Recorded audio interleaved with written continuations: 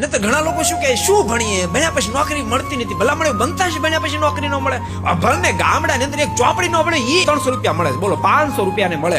ન્યા લાઈનમાં લોકો ઉભા મારીને આવો, અને તું ભણ્યો, ડબલ ગ્રેજ્યુએટ થયો, તે ડિગ્રી કરી, માસ્ટર કરી, નોકરી ન મળે.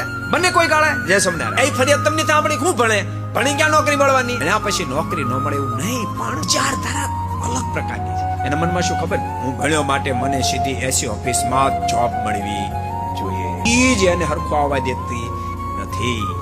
પણ હું વિદ્યાર્થીને કહું કે તમે ભણ્યા, માથા પછાડીને મહેનત કરજો, માથા પછાડીને મહેનત કરજો, નીતિ કોઈ દી છોડતા નહીં.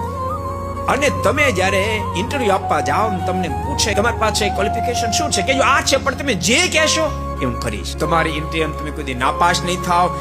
80 ની શોધતા 80 શોધતું તમારી પાસે આવશે. મહેનત કરો, પ્રયાસ કરો.